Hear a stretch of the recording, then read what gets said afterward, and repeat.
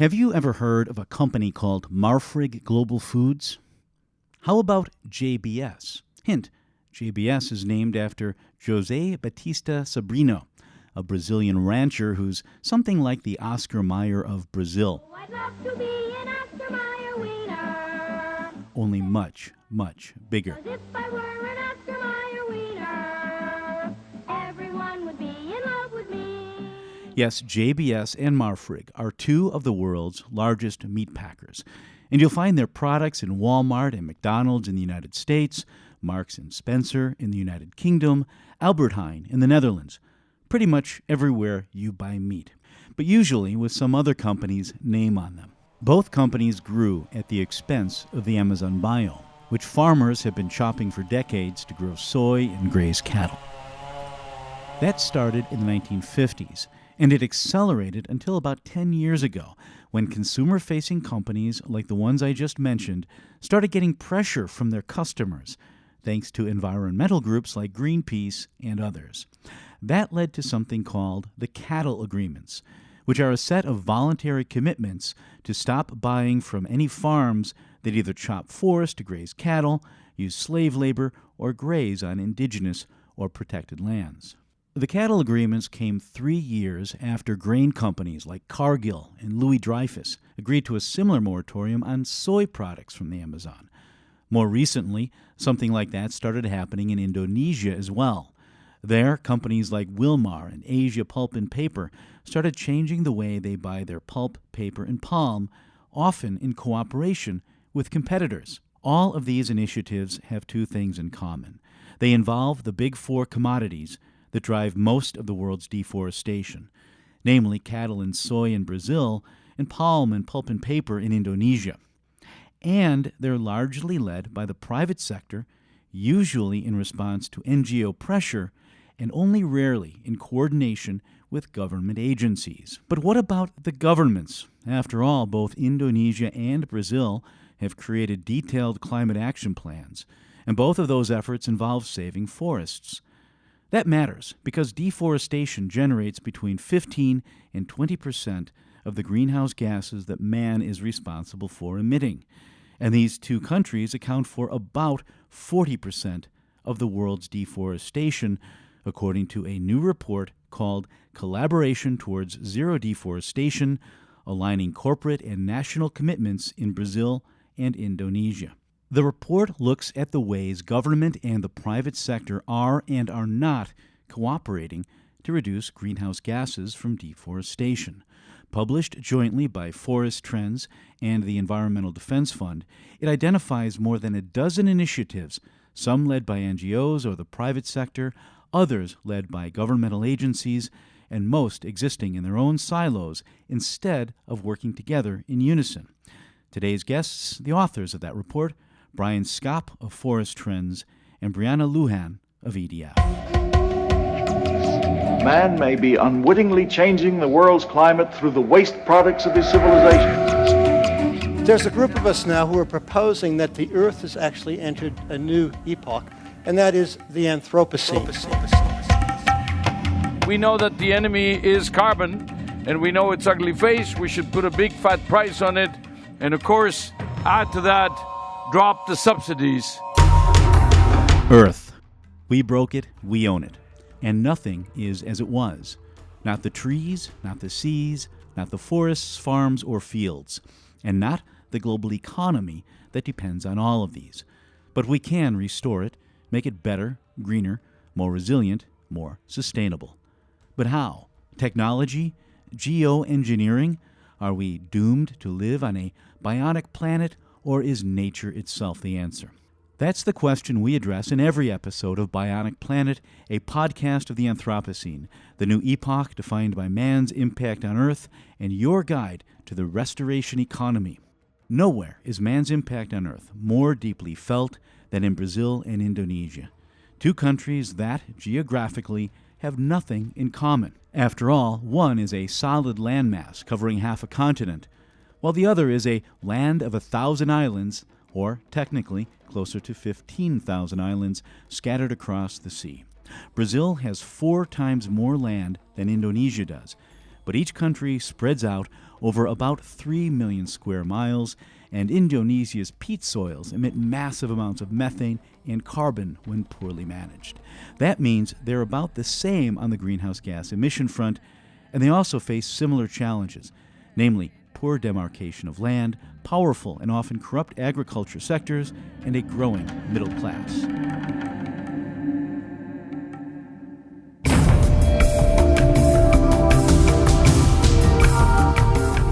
My name is Brianna Lujan, and I am the policy analyst for the Global Climate Team at EDF, or the Environmental Defense Fund. And I've been working on this report with Brian Scott with Forest Trends. Forest Trends is a DC-based environmental NGO that does a lot of research and writing about ecosystem markets, especially trying to identify ways that finance can better support conservation. What we're looking at are these two countries, Brazil and Indonesia, and then we're looking at what the governments are doing and then what companies are doing and why they're not connecting.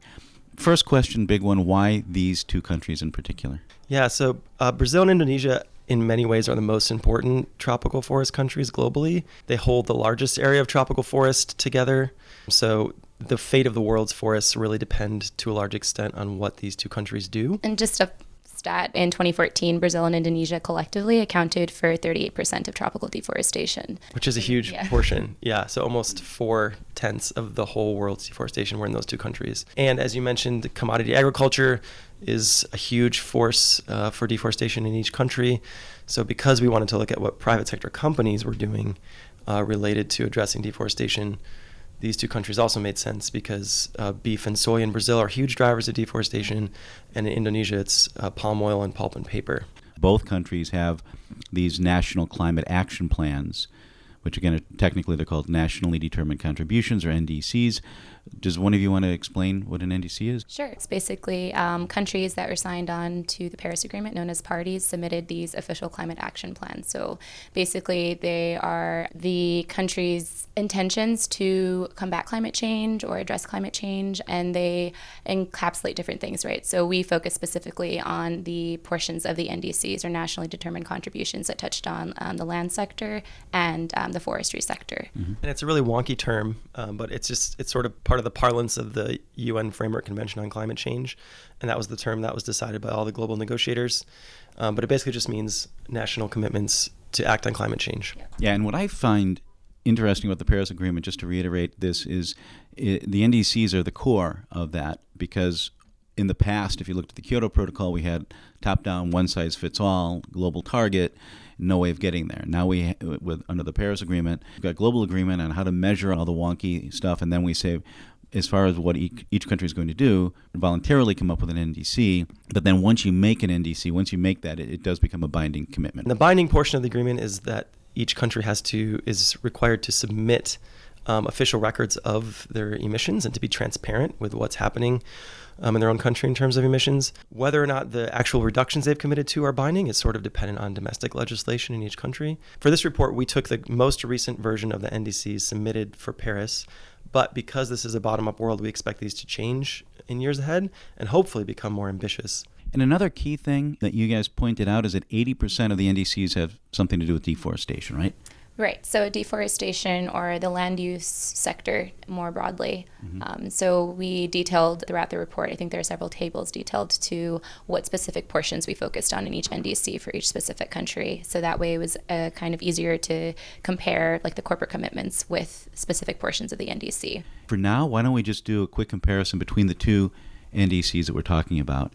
Brazil has committed, what they've said is that by 2025, their emissions will be 37% lower than they were in 2005, and then they'll be 43% lower by 2030. Correct. Okay. Indonesia says that by 2020, their emissions will be below a business-as-usual scenario. We'll probably have to explain what that is, because emissions can still rise, but be lower than what they would be. Yeah, so it's 26% by 2020, 29% by 2030, and then they added an extra 12% if they get sufficient funding from international donors and technical assistance, capacity building, that sort of thing. Right, right.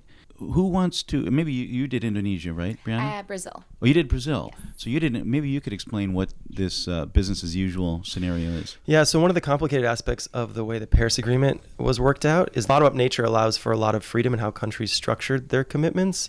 So some countries made commitments which compare against historic baselines or reference levels. So the US, for instance, has committed to a target that references previous year's emissions. Indonesia, partly because it's a developing economy, and everyone understands it is expected to grow in the coming years. Instead of picking a historical baseline, it picked a forward-looking expectation of what they think their economy would grow to be and their emissions would grow to be in the absence of any specific interventions to reduce emissions. That's what they mean by business as usual. And maybe we'll come back to you, Brianna, to talk about what constitutes international support, what they mean by that in Brazil. Yeah, so that's a good question. I think international support can come in several forms. They don't really specify, which is one of the, I guess, comments, we'll call it, about the NDC. So there's a section in the report that details basically implications for the private sector with regard to the NDC. And so one of the comments related back to funding, and it's like, okay, well, what does funding constitute, who's doing the funding? So again, there's a lot of ambiguity regarding that, and I think that was kind of the point because they didn't want to restrict any potential sources. Let me move on now just to introduce the company side of this quickly. You drew on the supply chain research and shows that about 500 companies have formally committed to change the way they get the big four commodities, the ones that are responsible for most deforestation, and that's palm oil, soy, timber and pulp, and cattle. Who wants to take a stab at describing what these commitments look like? Yeah, I'm happy to take that on. So most of these commitments are companies coming out and publicly saying, mostly in response to consumer pressure, which has been growing over the years, these companies are now committing to ensure that the production of their products are more environmentally sustainable than they may have been in the past. So in relation to these commodities, particularly because they're tied to deforestation, many of these commitments are the companies saying that they have specific targets for reducing deforestation in their supply chains, in many cases year over year going forward. There's many of the commitments also include human rights strengthening, avoiding forced labor. So in Indonesia, there's sort of a catch-all term for these commitments, and it's no deforestation, no peat, no exploitation. So it encompasses the environment, but also social aspects. And a lot of commitments relate to certification processes, and then also like supply chain traceability and things like that. So I guess they generally revolve around either reducing deforestation in their supply chains or working towards completely eliminating it. Can you just elaborate on what we mean by traceability and why it matters? Sure. So a lot of these products come from direct suppliers, theoretically, but there are also a lot of indirect suppliers involved in the process, and that can present opportunities for like leakages and things like that. So meaning if you have a jurisdiction, we'll call it jurisdiction A, and there are a certain number of producers and suppliers in that area, and they're all legally verified, legally certified, and they are sourcing from these other indirect suppliers who may necessarily not be in that certification scheme. So. Right, like an indirect supplier, meaning maybe a slaughterhouse or something Correct. like that, right? Mm-hmm. Yeah, that was something that was also a big epiphany for me, was learning how complex these supply chains are. Right. You know, you have the little farmers, and then they sell to some local guy who then sells it to someone else. Right, and there's huge variability. On the one hand, some of the really large farms and producers, it's pretty simple supply chains, but in many instances in these countries, you have smallholders that are very diffuse, and the supply chain has numerous steps before it makes it to a final end consumer in the US or Europe, and it's really difficult to trace it back all the way. First to only know where it's coming from, but then to actually affect change across the whole scale is really difficult. Mm-hmm, mm-hmm. You talked about these multi-stakeholder collaborations. Mm-hmm. Yeah, I think the way we use that term in the report is really to highlight that the space where the government action and private sector company action are coming together. They include government officials as well as private sector company representatives, local NGOs, representatives of community organizations, and they're kind of new structures to allow collaboration between all these groups to meet goals of reduced deforestation that each group has on their own, but they haven't really found a way to partner together effectively. Is there any one of these organizations you might want to just to flesh it out a bit? Tell us which one. Yeah, sure. So in the Brazil section, we referenced the Brazilian Coalition on Climate, Forest, and Agriculture a lot. And that is the epitome of a multi-stakeholder platform, we'll call it. It consists of 131 NGO and private sector members, including companies such as like Cargill and Carrefour, which are huge in Brazil. And basically, it was created initially to provide a platform for these bodies to come together and basically just talk about what their expectations were for the NDC, because at this time the NDC hadn't been implemented yet. And so it was just a really great space for all of these different members to come together and exchange ideas. Through our interviews, we found that it was pretty effective at providing that venue. Yeah, and then supply chain, which tracks corporate commitments on all 4 of these commodities, found that companies that do join these multilateral organizations are actually better at disclosing progress towards their commitments. Yeah, and one analogous institution in Indonesia would be the Roundtable on Sustainable Palm Oil. So that's a group of all sorts of different stakeholders coming together to try to set standards for what an acceptable sustainability metric would be for palm oil production. Both of those organizations are really interesting, and I think hopefully we'll have time to go into them in a little more detail. One other thing before we move on, it's something you alluded to already, was that when you looked at these 4 commodities, but you looked at beef and soy in Brazil, and then you looked at palm oil and wood products in Indonesia. That's the specific breakdown. Is that? I assume that's just because that's just reflects. Yeah, in each country, those 2 commodities are the major driver of deforestation. So Indonesia is a huge global producer of palm oil and pulp and paper products, and Brazil's the leading global producer of beef and soy. So we just picked those based upon the fact that they are the most important commodities in those countries. Mm-hmm. Intuitively, when we talk about having the private sector and the public sector work together, it makes sense that they should work together. But can you quickly tell us what you think the most impactful areas of cooperation can be, and are they the same in both countries? I think it's important to recognize that each constituency has a different role and capacity to solve this problem. So governments are responsible for setting the policy environment and the laws and the regulations and enforcing those to govern the country's forests responsibly. Corporations, on the other hand, are responsible for acting under those regulations in ways that they feel good about reporting to their shareholders and their customers. They have complementary roles if they each kind of partner together to do their part. And that's what we were trying to point out in the report, is how can governments grab hold of their opportunity to make and enforce regulations, and how can corporations support that process, but also then act responsibly within those laws. So essentially just how they can complement each other and finding those spaces and exploring those through the case studies and providing recommendations. Right. So you've got these multilateral groups where the companies are, I don't even want to call them good companies, but they're certainly responding to consumer pressure. And then you've got within Brazil, I know at least the farmer, what do they call the farmers? The agriculture sector has been a pretty bad actor in a lot of this, right? And they're helping to write the laws, and they're running things now, right? Yeah. So, I mean, if you want to get into contemporary Brazilian politics, we can, but I don't think it's specific to this administration. But yeah, so the agricultural sector and the ranching sector have been known to have a lot of clout in these decisions, which is part of the reason why we're working on these things to try to bring transparency to what's happening. So. Yeah, and I should say we took a pretty a positive perspective on what the role corporations could play in these countries, but that's not to shine a rosy light on all their actions, or to say that because we didn't highlight some of the maybe corporate abuses that are going on, that they don't exist. Right, and then I think we did a pretty good job of commenting at least on the current state of these different initiatives. So I know if the Brazil section does, and I'm pretty sure the Indonesian section does as well, but just highlighting A, their successes, and B, things that they could improve on. So to kind of present that balanced view. One other interesting thing that I've always noticed a little bit over the years is how similar the problems are that they both face. I mean, Brazil had this rapid push to colonize the Amazon in the 60s. Indonesia had this mess after they kicked out the Dutch, after your forefathers, and was it 1947 or whatever?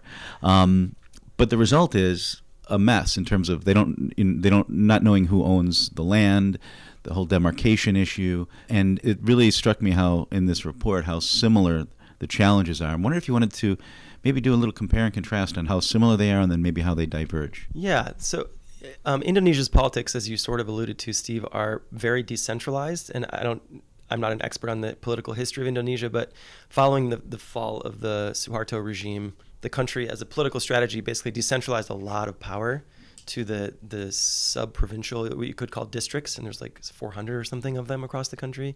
So this is a ton of small political jurisdictions that have a lot of power, especially around land use decisions. Partly because of that, the administrative regime in Indonesia is very complicated. The maps that different government agencies have don't always match up. So the country's trying to pursue this one map initiative to just make sure that there's a baseline set of boundaries and land use classifications that everybody can agree on. Just to clarify that, different authorities within the government have different maps, and it might be that the Forestry Commission may have given a concession in one area where a different agency gave a different concession, so you have different conflicting claims on the land. Exactly. Right. And our argument in the report is that the government needs to work better with companies in these sorts of issues. But in the case of Indonesia, the government has a lot of work to do just to even, work well with itself, in the case of the One Map initiative. Yeah, and I think that has a lot to do with Brazil as well. I will say that it's a bit more centralized in Brazil just because they have like an established environmental ministry, but a lot of the action does come down to subnational governments. So a lot of the Amazonian states are at the forefront right now of taking action on reducing deforestation. So that has been a huge help and a huge push, and a lot of the case studies we focus on are specific to Mato Grosso or Pará, to the Amazonian states. And a lot does come down to kind of the communication between either the federal government and the subnational governments or subnational governments and companies, right? And so that's where we're trying to figure out how these channels can be created. And so similar to Brian's point about something so simple but also extremely complicated as data collection. So for the cattle agreements, which I think we'll get into later, and the soy moratorium, so the government has made a concerted effort to centralize this data and make it publicly available so that different corporations and different NGOs specializing on these issues can access it and hopefully be operating under the same platforms. So looking at what you looked at Brazil's NDC, one of the things that they said they're going to do is strengthen and enforce the forest code. Can you tell us about the forest code? I know it's had a long history. Yeah, so the Forest Code is Brazil's federal legislative attempt to reduce deforestation throughout the entire country. And so a lot of it focuses on creating areas of permanent preservation, legal reserves. So there are different classifications of these conservation areas, we'll call them. So a lot of it hinges upon the Rural Environmental Registry, so known as the CAR in Brazil, CAR. So you'll find that interspersed throughout the report as well. And basically that is a mechanism to prevent illegal deforestation. So the idea, Forest Code, is to have all farmers and ranchers and everyone who owns land and operates on land to register in this registry, so that the government can keep track of deforestation and basically measure whether or not they've complied with the stipulations the Forest Code sets out. Okay. And if I understand it correctly, the way the code is, the basis of the code is that if you own land in the Amazon, you can only deforest 20% of it or something? So it depends on the biome. So in the Amazon biome, it's legal reserves. So those are the strictest of the land classifications, have to retain 80% forest cover, 35% in the Cerrado, which is another biome in the interior, and 20% in other areas. So again, it's biome dependent. And the law arguably is very context dependent. So biome dependent, we'll call it. And then going to the CAR, if I understand correctly, the history on the CAR was that back into the 60s, the Brazilian government was afraid that you would start to get squatters coming in from the Spanish-speaking countries. So they encouraged all the Portuguese-speaking people to go into the forest and chop the forest and settle it, and no one knew who owned what. And then now with the CAR, what they're trying to do, they've got satellite technology that knows, you can see where the deforestation is happening, but they don't know who owns it. So now that's what the CAR is you have to get registered. Kind of just document what's going on the ground, right? And so when you have ambiguity surrounding land rights and things like that, and that also, a huge component of that is indigenous people's claims to territory, right? So I think the CAR is like a way of kind of sifting through all of these issues. And there's basically these incentives to get yourself registered on the CAR. So a lot of the programs and the initiatives that are in the case studies actually mention that they provide incentives. So one of the complaints, we'll say, about the CAR is that the costs to register and to go through this entire process are pretty high. And so a lot of these initiatives provide incentives for farmers to participate in the CAR registry system and actually, in some cases, fund them. So it's a huge push. Okay. And then you've also got zero illegal deforestation in the Amazon and compensation for legal deforestation. Yeah, so basically, if a property is registered, so the zero legal deforestation in the Amazon is pretty self-explanatory, right? So it's like the ideal would be to eliminate deforestation completely from the Amazon biome. So eliminate illegal deforestation from the Amazon. So that's like a very important nuance, right? So illegal versus legal, which gets to the second part of your question. So compensation for legal deforestation, if a property that's registered in the CAR can verify the amount of land that was initially forested with native vegetation or whatever the requirements were at the time, if they have complied with that as they said they would, then they will be compensated for that, basically awarded for following the law. I think the next one's self-explanatory. You've got restoration of 12 million hectares. Explain what do you mean by sustainable forest management? Yeah, so that can take a variety of forms. So like different agroforestry tools and things like that. So something like replanting native vegetation versus monoculture, right? So that would be something that's sustainable native forest management, right? Because they're trying to restore what was previously there to make it more sustainable in the future. And then the other one is sustainable agriculture development, which is kind of tied into that. And we've covered agroforestry in this. I've also find that really interesting how the degree to which having trees on your farm can increase the fertility. I had no idea until about 3 years ago that was the case. Yeah, so like trees are great. They sequester carbon and increase like soil nutrients. So yeah, I think Brazil started catching on and other countries started catching on, so they figured they'd do something about it. Now you also go into these 3 case studies. And I think in your case, you only have the 3, so I think we can probably go through those. The trouble with Indonesia is you had so many of them. I'm going to let you decide which ones we're going to look at. Sounds good. Okay. So the first one, Mato Grosso's Produce, Conserve, and Include strategy. What is this? Produce, Conserve, Include, or PCI, we'll call it that for the sake of the listeners instead of repeating it all, was a strategy proposed by the governor of Mato Grosso, so Governor Takis, in 2015, so during the Paris Agreement negotiations. This strategy, we'll call it, aims to prevent 6 gigatons of carbon dioxide equivalent, increase the production of agriculture and livestock on already cleared lands, reduce deforestation, and increase reforestation, and incorporate smallholders and indigenous peoples in low emissions rural development. So the basic idea is to increase agriculture and livestock production on already cleared land while reducing deforestation.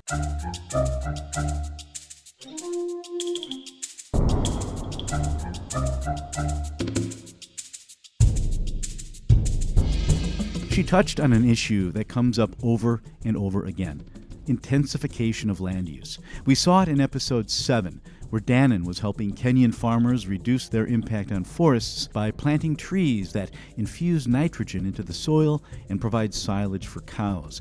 And I've seen it across Latin America. If you let cows graze willy-nilly, you might end up with 1 cow for every 2 acres. But if you feed them silage, you can double your productivity, meaning you can get by with 1 acre per cow instead of 2.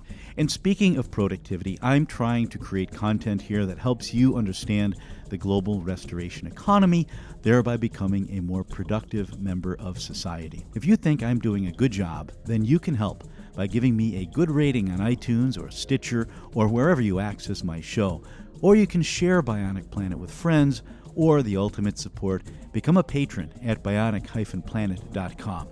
Because I depend on you to get these out, and I've set the patronage page so that you can help per episode, but with a monthly cap. So if you think $5 per month is good for a 5-episode month, you can pledge $1 per episode, but with a $5 cap. That way, if I don't manage to generate 5 episodes in a month, which I rarely do, unfortunately, you're not paying for something you didn't get. And if I go nuts and deliver 20 episodes one month, you won't get whacked either. By the same token, you can offer $5 per episode, or 10 or 50, or whatever. I won't complain.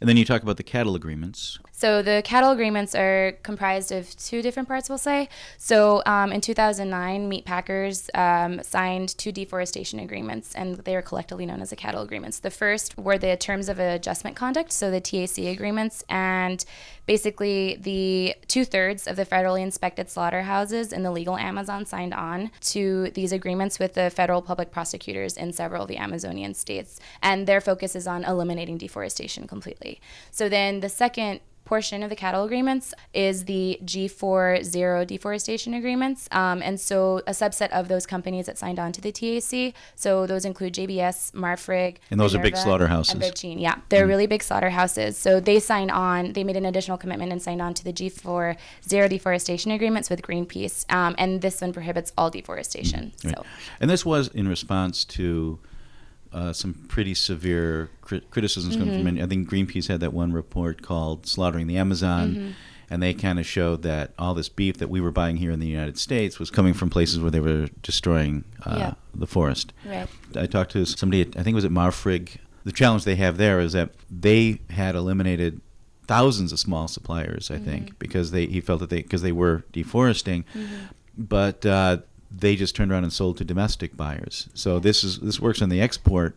Yeah. It didn't really do anything on the import. Is there anything being done on that front? Right. So I think that's then Or that not kind import. of, I mean domestic, not import. Yeah. Yeah. And that kind of relates back to our earlier point, right, about indirect versus direct suppliers, right? So it's like you have all of these players involved, and I don't know the specifics about the cattle agreement, meaning I don't know if they've made additional rules or requirements for involvement to eliminate this problem, but it is at the forefront now when we're talking about cattle supply chains and eliminating deforestation from that. Okay. And the soy moratorium is very similar to the cattle issue. So again, a huge portion of the soy trade is controlled by a few companies, and those companies decided in 2006 to basically sign a voluntary zero deforestation agreement. And so the implementing group of that is the Soybean Working Group, or the GTS, and that is a multi-stakeholder initiative. So we talked about those earlier, and so involves a lot of NGOs, environmental ministries, and the Bank of Brazil. And so it's been really successful so far, and obviously can stand to be improved in certain respects, but it's been a really great example of one of these initiatives. And the companies involved in that, they're international companies. Cargill was in there. I was really surprised to see the mix. So that's great, right? So it's not, we're talking about like domestic problems, and this is like very much international, right? So we're talking about sourcing and exporting and importing. Right. So it touches on all the major parts. Okay, so now we've got this government initiative, this NDC. Now we've got these 3 private sector or NGO-led initiatives. How are they connecting? How are they not connecting? And what can be improved? We try to represent this for both of the countries, and one of the specific tables, so table 2 for those who actually read the report. Let me go through it. Table 2? Let me just get on that page here. Yeah, so table 2 touches on this specifically, right? So how these different initiatives are lining up with specific facets of the NDC. We basically lined them up and then had the 5 focuses of the NDC that we were looking at. And so, for example, like the Mato Grosso PCI strengthens and enforces the forest code and basically checks off all of the lists. Don't want to get into too much detail because I know Brian is eagerly awaiting to get into his Indonesia case studies. But essentially, we were really pleased to find that all of the initiatives that we chose ended up addressing most, if not all, of the NDC aspects. Okay. I really like how you've laid this out. I have to admit, I think I skipped over this table because you have it up front and there wasn't any context at that point. So then I kept reading through. Yeah. Coming back to it now, I realized, okay, I see what they did here. Yeah. You basically lined up. You've got the themes from the NDC. Then you have the 3 different initiatives, and then you go through and you lay out quite clearly how they all fit together. And I think we'll come back to that. But why don't we go into Indonesia now? Sounds good. Yeah, and. Yeah, why don't you go? Do you want to go through them? Or Yeah, sure. Just for a little context, too, one of the really important things to realize about Indonesia is that, according to its own records, 63% of the country's emissions come from land use change and peat and forest fires. So a huge portion of the country's emissions come from the issues that we're writing about in this report related to forest conservation. And in 2014, Indonesia's land use sector emissions represented more than half of the whole world's land use sector emissions. That was because of the fires that they were having, right? Yeah, I think the fires were the worst in 2015, but they certainly contributed to that huge trend, right? And something maybe tell us a little bit about peat, what it is and why it's such a big deal. Yeah, so peat is basically the accumulation of decaying or fallen, no longer living plant material, and it usually accumulates in forests that are kind of based in really wet soils. So many of these peat bogs, as they're often called, are tens of feet or even much deeper, and thousands and tens of thousands of years old.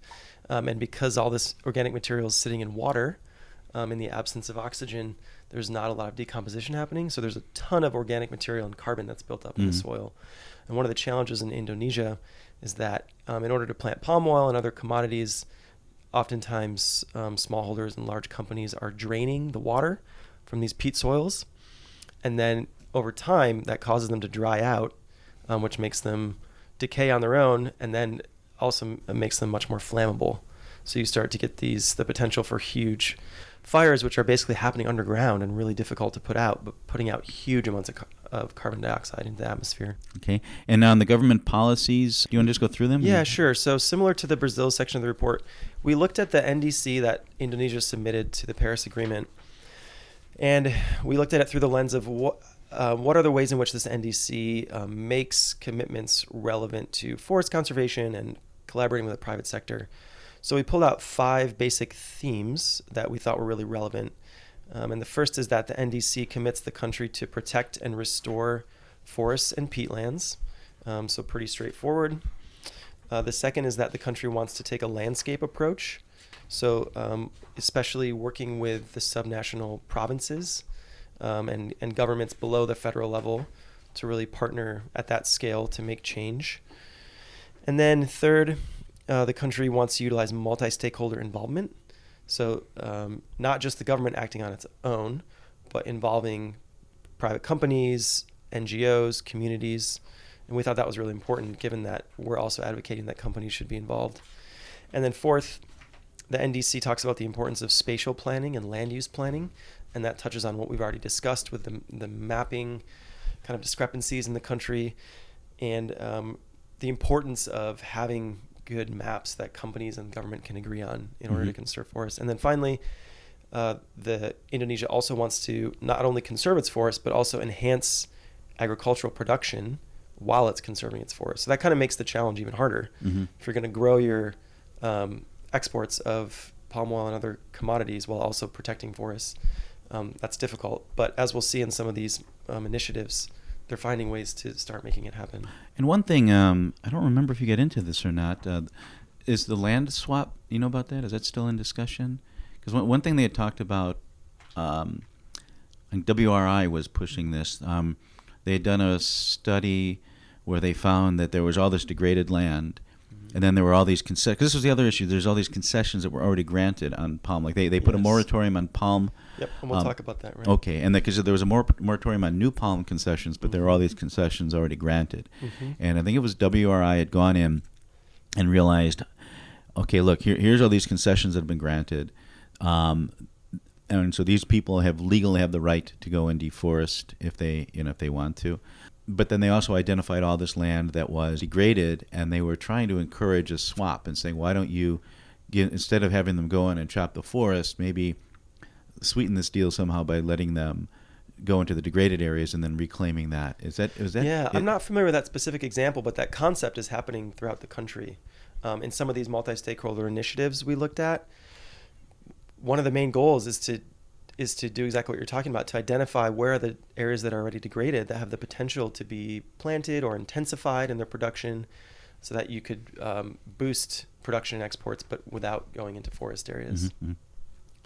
Yeah, it's so interesting to see how you can get, if you just manage the land properly, you can get so much out of it. It really hit me in Kenya going to these little farms that were just really unproductive and desolate, and there was a group called VI Agroforestry was going in and encouraging the farmers to diversify their crops and plant these trees, and they looked like oases at first, and then you go back 3 years later and everyone's switched over and it's like a whole different landscape, and the clouds respond, the rain comes back, it's like magic. It's pretty incredible. So that is really relevant to one of the sub case studies that we referred to in the cattle agreement section. So there's an initiative Which called one? Which so one it's is it? called Novo Campo, and it's one of the cattle Which page agreements. is that? Maybe we could, It if you want is to. on page 18. Okay. And it's in one of the pull-out boxes. And so basically they did just that, right? They invested in capacity building and technical assistance. And so once they did that on the initial farms that were enlisted, they found that they were able to intensify cattle production, increasing stocking rates by 30%, which was a pretty great stat, I thought.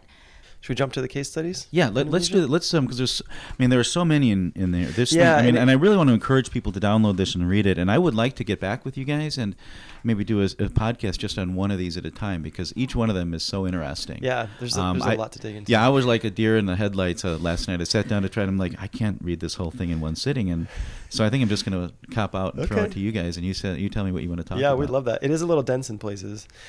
So maybe just walking through how I organize the Indonesia section will be helpful. So basically, the case studies are divided into 3 sections, which kind of fit the themes of the report. So the first is looking at existing and recent government policies which are relevant to forest conservation, and then looking at corporate commitments, so these no deforestation, no peat, no exploitation commitments that I mentioned, focusing specifically on a few companies and understanding what their corporate commitments are and how those relate to government policies. And then the last two case studies are really looking at what we call subnational jurisdictional multi-stakeholder partnerships. And those are happening in Central Kalimantan and South Sumatra. And based on our research, it's the best examples of government and companies coming together to each advance their own action on forest conservation at the subnational level. So maybe it's best to just kind of walk through the different sections and start with government policies and how that relates to what's going on. So take me to a page. So starting on page 24 is where the first case study starts. Mm-hmm. And we basically look at three of the most relevant government policies, one of which you already mentioned, which is the palm oil moratorium. But I'll start with the way the report talks about them. So the first is the moratorium on the clearing of primary forests. So these are older forests, and also conversion of peatlands. And this is basically one of the first attempts that the Indonesian government made to use kind of federal policy to protect forests within the last few years. And it was a presidential instruction originally, and it was issued back in 2011. And it's been renewed every 2 years since then, going into 2019. And it's somehow related to the Norwegian government's I'm not familiar with all the details of that, but the timing sounds about right. And I know that Norway, when they committed $1 billion to Indonesia, or put the money on the table, I should say, really, and said, Indonesia, do X, Y, and Z, and you'll get some of this money. Policy reforms of this nature were related to that incentive, that financial incentive from Norway, right? So in some ways, this initial policy from the government set the stage for a lot of these corporate commitments. We see a lot of companies offering vocal support for this government policy to conserve forests, and then making their own commitments as well on the corporate level. And then more recently, both in 2016, the government issued the palm oil permit moratorium. So this was the president of Indonesia saying back in April of 2016 that we as the federal government are not going to issue any new permits for new palm oil expansion. And this is related, Steve, to what you were saying, that there's already been a lot of palm oil permits issued. And the sense was that there's so much land already allocated that there's no need to give more land. What the real challenge at this point is restructuring these concessions to make sure that production is intensified, so you're getting more palm oil per hectare, and without the need to move into cutting down existing forests. So that's another really important regulation. We mentioned in the report that the challenge now is making sure it's enforced, and this is a challenge somewhat unique to Indonesia, in that the federal government often has a hard time enforcing regulations at the local level because of the decentralization I talked about.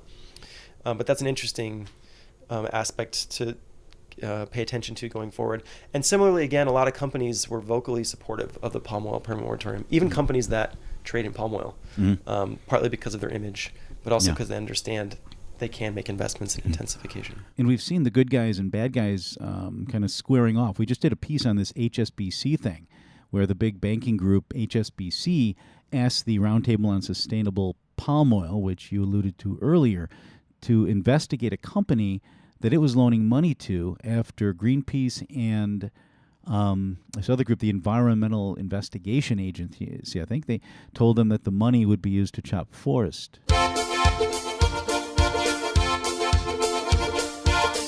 Quick explainer. The HSBC thing I'm alluding to is a pretty big deal, and I'll provide a link to the full story in the show notes for this episode, which is episode 20 at bionic-planet.com. But here's a quick summary. Investors are a critical part of the climate equation, because until they realize that environmental bad boys are also financial bad risks, the most amoral among them will just continue to fund dirty companies. What's more, bad actions only become big risks when someone, a government, a consortium of NGOs, or a union of consumers holds companies accountable for their actions, as Greenpeace did in January when it pointed out that banking giant HSBC was part of a collection of banks lending billions to 6 companies that we're accelerating climate change by turning rainforests into palm oil plantations. What's more, they pointed out that anyone with an internet connection could have figured that out. Here's a quote from their scathing indictment. Even the most basic due diligence on these companies should have set alarm bells ringing, they wrote, which raises the question, is HSBC failing to apply its policies altogether, or just failing to apply sufficient scrutiny when assessing whether current or prospective customers comply? To its credit, HSBC came clean and immediately announced a strict new lending policy. Then, in June, Greenpeace and the Environmental Investigation Agency called the company's bluff by sending letters to HSBC and 3 other banks, namely ABN AMRO, ING, and Rabobank, that were underwriting a major bond for commodities giant Noble Group. Noble Group, the NGO said, was planning to use the money from the loan to chop forests. HSBC responded by formally asking the RSPO to investigate Noble, an act that could cost Noble dearly, as another palm oil bad boy, IOI Group, learned last year when RSPO suspended its sustainability certification. Now, this is a lot to swallow. It's a fascinating and informative sequence of events that warrants an entire episode of Bionic Planet. If I'm throwing too much at you at once, you can learn more about it in the show notes for episode 20 at bionic-planet.com. One of the challenges with these voluntary commitments is that they are in response to consumer pressure. Mm-hmm. So we're seeing a lot more commitments by companies that have consumers in Europe and the US, whereas a lot of the buyers of these commodities in Asia, where there's less price flexibility and less consumer awareness or concern about these issues, some of the voluntary commitments made by the European and American sellers are just kind of causing leakage into some of these other markets, I think, in some cases, which is a challenge. And that's where the government needs to step in to set minimum standards that everyone has to meet. This is an example of the motivation of our report is to say, yes, these corporate commitments are important, but they're never going to solve everything on their own. Yeah. So how do they start to inform government policy more effectively? Mm. So then the last example of Indonesian legislation we talk about is the Peatland Restoration Agency. And this was a new agency formed by the government in response to the massive peat fires in Indonesia in late 2015. And basically the mandate of the agency is to look at 7 different provinces in Indonesia based on 3 different islands and reassess existing concessions to make sure that none of them are existing on areas that would be really important peat land areas for carbon management, and to plan future land use planning to really emphasize the preservation of peatlands with an eye toward carbon sequestration. These exist? Are they being enforced properly? Yeah, great question. I think there's a general sense that the federal government is trying to enforce these, but in many cases it is quite challenging. Yeah. So I think everyone would agree there's a lot of progress to be made. And in some cases, the regulations are fairly new, and it's too early to make a definitive And there's verdict. also what you touched on before is the decentralization of Indonesia.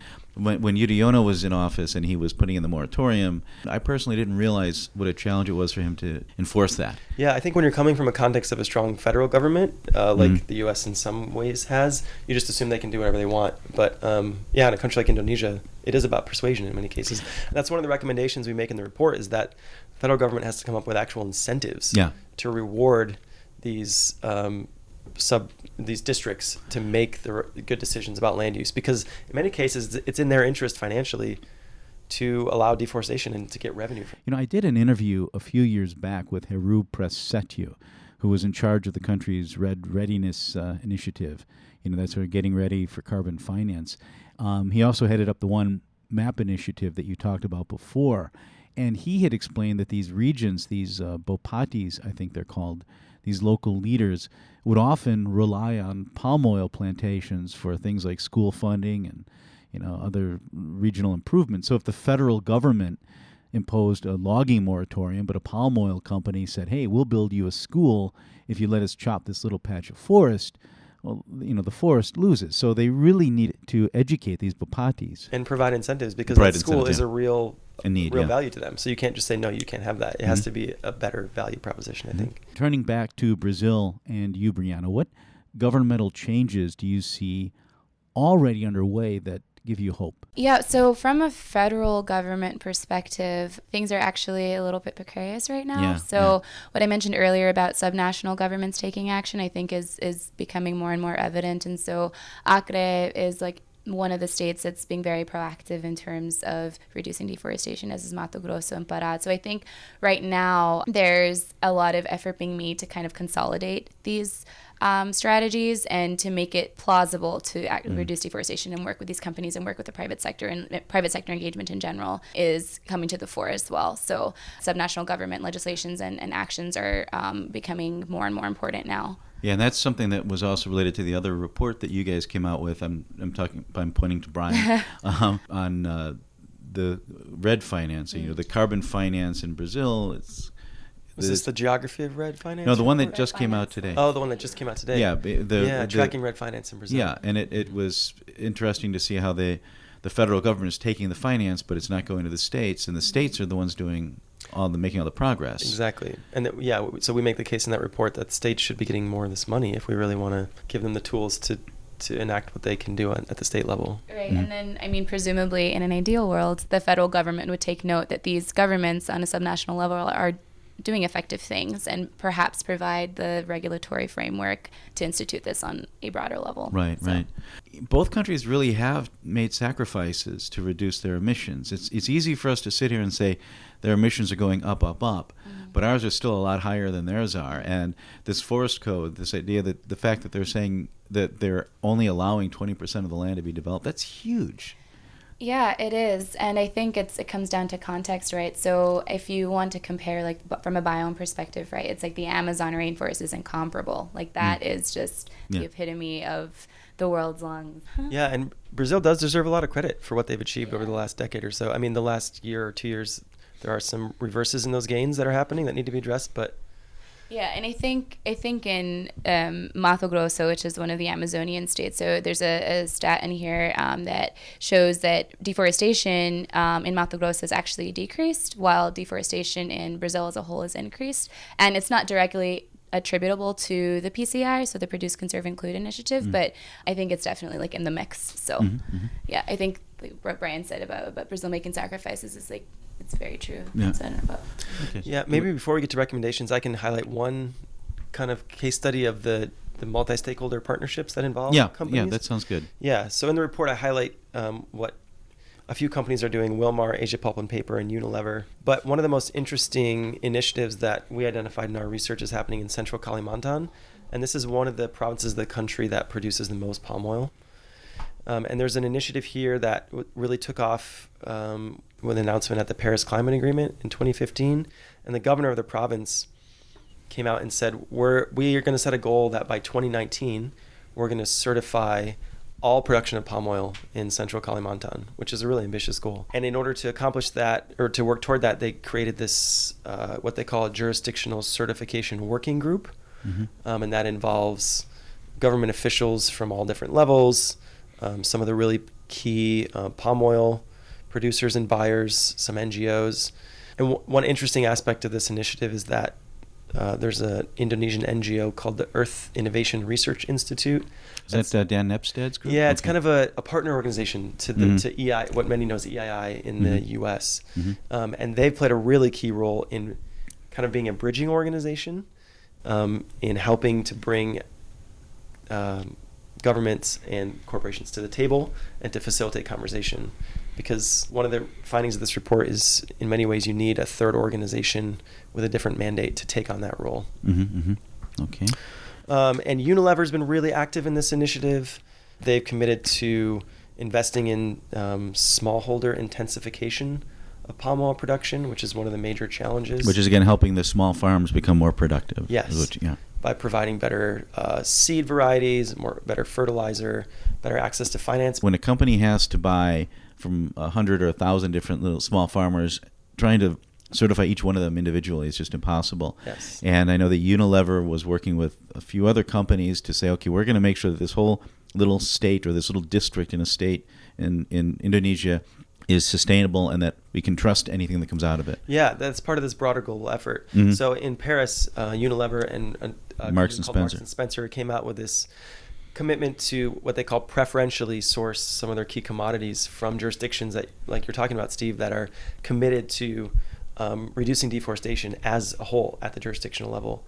So part of Unilever's strategy to accomplish its own goal in that regard is to invest in Central Kalimantan's process so that eventually the jurisdiction as a whole can be certified, and then Unilever can be very assured that the supply it's getting in palm oil from there is sustainable. And there's similar efforts underway in Brazil, right? I mean, that's what this Green Municipalities Initiative was meant to be, right? Yeah, so we didn't get into the Green Municipalities program, so I'm sorry I couldn't really comment on it earlier, but that's another initiative based in Pará. But so similarly, a lot of the initiatives that we've touched on in the report do involve a lot of upfront financing just because. So not necessarily certification, but for example, compliance with the car, like I mentioned earlier, it's registering and being recognized as a legal operator requires a lot of upfront costs. And so I'm looking at an example for the Sustainable Trade Initiative, so IDH, it's providing a lot of financing to minimize these costs, to provide financial incentives for greater involvement. Yeah, and IDH is an interesting organization. It's sort of a Dutch public-private collaborative, as I understand it, and they're doing work in Indonesia too, all around the idea of generating private finance for these investments in sustainable commodity production. Maybe we can segue into the recommendations that you've got. Is there a theme that you might want to go that kind of emerges through all of these? Well, the way we structured is we kind of have separate recommendations for each country and then overall umbrella recommendations. So I don't know if you want to get like the top 2 or 3 from each country, and then why don't we start with the umbrella, because I think that might be interesting and more applicable, and then we can do the top 2 or 3 for each country, because there is a lot here. Yeah, there are a lot. Yeah, so the way we divided it, we divided the recommendations, the umbrella recommendations, in terms of the recommendations we for companies and then for governments. And so for companies, it basically came down to 3 things. And these were, like Brian said, gathered through our individual recommendations for the countries. So the first one, just advocating for policies that support deforestation-free goals, right? So this is on a subnational or national level, and just being really involved in those discussions from the get-go. So like the Brazilian Coalition platform, and I'm sure there are other platforms in Indonesia that try to do the same thing. Also participating in multi-stakeholder initiatives, right? So related to it, I mentioned, and then just supporting efforts to strengthen and enforce regulations. So it's a kind of a two-way street, right? So if the government is providing the regulations and the enforcement backing that the companies need to implement their commitments, then by the same token, companies should be doing what they can to uphold the pre-existing legislations and kind of increase that ambition to show the governments that it's okay. Like if you do your part, we'll do ours. And in many cases, these companies have a lot of political clout in these countries, so they can be a really important player on either side of the equation. They can really stymie government progress, or they can be champions to say, hey, we got your back. Even if this is politically difficult for you domestically, we're going to be behind you and say that as a company, we want you to make some of these regulatory changes that maybe force us as a company to conserve forests, or reward us and raise the bar so that our competitors also have to do that. Yeah, one of the interesting things that I've found as well is looking at the companies that have a long-term perspective. They actually get it because they know they're going to, like Mars, for example, it's family-owned. They're never going to sell that company, and they're totally committed to these small farmers. And they don't pretend that they're doing it out of purely humanitarian reasons. They're just like, man, we depend on these guys. We need them. And I think a publicly owned company is a little bit different because shareholders can sell their stocks after a couple of years. Yeah, there may be more incentive for short-term thinking. And on the other hand, you do have companies. If a company is doing the right thing, it wants an even playing field. It doesn't want to be penalized for that. So that's why. Yeah, an interesting example of that. This is kind of off topic, but that's sort of how the Lacey Act in the U.S. got amended in 2008.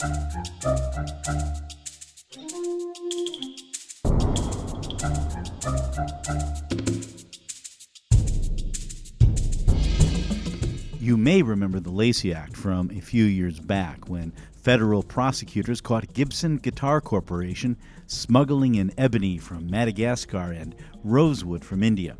The company whined and cried before admitting guilt and paying a small fine. The act has been on the books for over 100 years.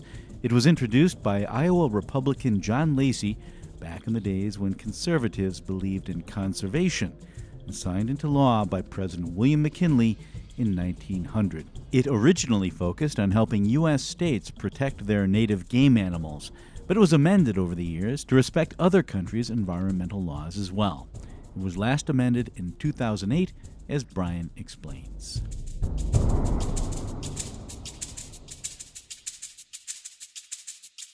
Some of the environmental NGOs got together with the more progressive timber companies and said, You're trying to act responsibly and source your timber well, but you're being undercut in the market by these companies that aren't acting very responsibly. So why don't you join with us, and we'll kind of be a responsible business environmental coalition and go to Congress and say we all want these laws. And that was really what enabled it to happen, because Congress never would have passed that amendment if there hadn't been business support for it. And I think that's similarly analogous for these commodities in these countries as well. You need to have companies advocating for these policies as well. Mm-hmm. Okay. What do you think are the most impactful recommendations that you would have? Because you've got, like, just in Indonesia, you've got 1, 2, 3, 4, 5, 6, 7. You've got 10 recommendations on Indonesia. Yeah, in the Indonesia section, which I kind of tried to organize them by importance, I think, somewhat. Mm-hmm. So maybe we can just start with the first few. One of the things we uncovered is that there's a really important it's, on the one hand, it's a small legal issue, but it has important implications. The government has this law in the books called the Plantation Act that requires concession holders to develop their concessions within 6 years. Similar to Brazil had the same thing, didn't they? Yeah. Yeah, it forces them to develop it within 6 years of getting the concession, and they can be penalized and have their concession revoked if they don't do that. Right. But this makes it really difficult for a company that wants to conserve forests on their concessions. So there's a regulation pending. The government has to define what environmental damage constitutes, to ensure that that doesn't occur, because that is part of the law, that can't happen. Mm-hmm. So one of the recommendations we make is fairly straightforward, that the government should issue that pending regulation to say that developing palm oil on what could be classified a high conservation value or high carbon stock forest, that would constitute environmental damage, and therefore you can't do that. And right now, that would transition the law from being kind of a hindrance to a help in this regard. Mm-hmm. Do you want to give us your Brazilian highlights? Sure. So I think, for the initial recommendations that I provided, those are the umbrella ones that we alluded to at the end of the report. Sorry about that. So Brazil specific, because the car is so present in Brazil, I think just providing total transparency for the registration process for what's required, and also the same token, providing investments to make sure that this is actually a viable tool, right, to reduce illegal deforestation. And so that requires both government backing and company involvement and support. So that was one. And then honestly, just dialogue, opening up dialogue and providing those channels of dialogue. So whether it be a multi-stakeholder consortium or meetings between companies and subnational governments, I think that's also really important. And then it's just providing incentives, which we've talked about a lot before. So providing incentives to these suppliers to engage in sustainable sourcing practices and production practices is a really big one. And one thing we found, so Brianna was referencing the importance of dialogue and having the government create spaces for the private sector to give input. One thing we found in researching for the report is that really the best place that this is happening and sort of can happen logically is at the sub-federal level, so at the province level, where there's more ability for the government to reach out to individual corporations and have these sort of roundtables. A lot of these federal goals, like in the NDCs and regulations, are really going to take hold at the subnational level, and we're starting to see that through our case studies. Okay. How optimistic are you that these recommendations will get taken up, and what can people do to motivate this stuff to move forward? Yeah, I think the way we structure the report, it's biased in the optimistic perspective. I mean, we're selecting for good examples. Right. So we are trying to highlight the best of what's going on and what could continue to happen, while also realizing, there are a lot of challenges and corporations do have a lot of progress to make, and their consumers should hold their feet to the fire. I think one of the lessons we can learn from recent action is that corporate pressure, often filtered through environmental NGOs, really does influence these companies' decisions. And that's been really strong in the Western world, or the developed world, and that's starting to take hold more in developing economies as well. So I don't know if you know too much about the We Are Still In campaign. So in the United States, a group of companies and state government, so state governors signed on to this letter. Of course, yeah. And cities Bloomberg's signed on to this. Yeah. So I think that's like a very strong message that companies, in addition to different entities, are starting to realize that, hey, we do have power and we can do something about it. So I think that this report kind of is just like another step in that direction, to just capitalize on these cooperations and these synergies that can happen that kind of provide momentum. Another aspect to remember is that corporations that do act responsibly, and I think you said this, Steve, will be rewarded, I think, in the long term with more stability in their business model, more secure supply chains, and better prices for their shareholders. I read a news article recently in the Financial Times about, I think it was maybe some group Warren Buffett was involved in, was going to buy out Unilever for some amount of value, and the Unilever CEO Paul Pullman said, "No, you vastly." It was Kraft, I think. Okay. Kraft wanted to buy them. I think Buffett wasn't. Yeah. Was he involved in that too? I don't know exactly. Anyway, some group was going to buy out Unilever, and Unilever said, "No way, you vastly undervalued the value of our company." And when I read the article, I was in the midst of writing this report, and I thought, I wonder if part of what he's saying is we are making these long-term investments in our supply chain and sustainability to align with the way the world is going. You can't measure that right now, just based on our assets or our market share. Yeah. But in the long term, this is going to be good for our business. And Paul Pullman is one of those guys. I think I've mentioned him many times because he is a CEO who really stared down his shareholders and said we're going to make sustainability part of our business plan. And when he did that in 2009 or whatever, the share prices plunged at first. But he also had some good activist shareholders who stuck by him. Yeah. And he was able to kind of move forward, and they've been a really good actor. Yeah, and I think to add to what Brian was saying about smart long-term investments, it's just from a reputational standpoint, right? Like you as a company value how your consumers perceive you, and it's like if you take the initiative, you're going to be rewarded. There's so much in this thing, and we can go on and on and on. And I really would like to come back to you guys individually and go through some of these things and just do a deep dive into some of these case studies that you did, because each one of them is worth doing something on its own. Yeah, that would be great. But is there anything I didn't ask and should have, some big point that you think is really important that we need to leave people with? I think one thing I'd finish with is just to say that we think the topic of this report is really important, and we're probably just scratching the surface. Both kind of realms of action, government action and corporate responsibility to reduce deforestation, both are huge in their own right and really important. And we're beginning to explore those connections in two key countries, but there's really a lot more work to be done on this topic, and I hope to see other organizations writing reports, and we hope to go deeper and continue asking these sorts of questions. But it's a really important area, and we think we're just getting started. Yeah, so just to emphasize that it was meant to be pretty high level, and so it would be great to discuss these initiatives in further detail, because they're really great and have a lot of things that other countries and other initiatives can learn from. So I think it is important to continue pursuing the topic we chose.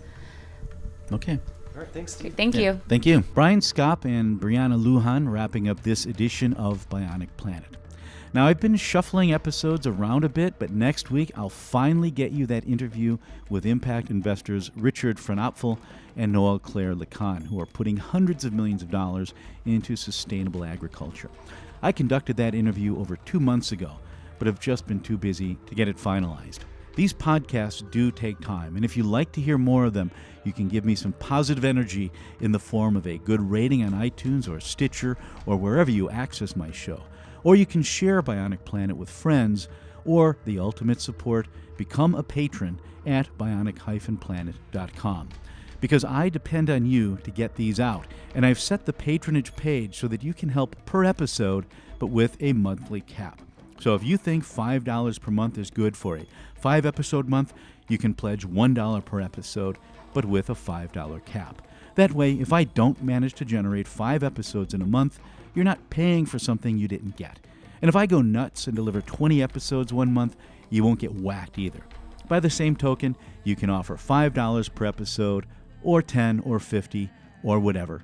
I promise not to complain. And that wraps up today's show. Until next time, I'm Steve Zwick in Chicago. Thanks for listening.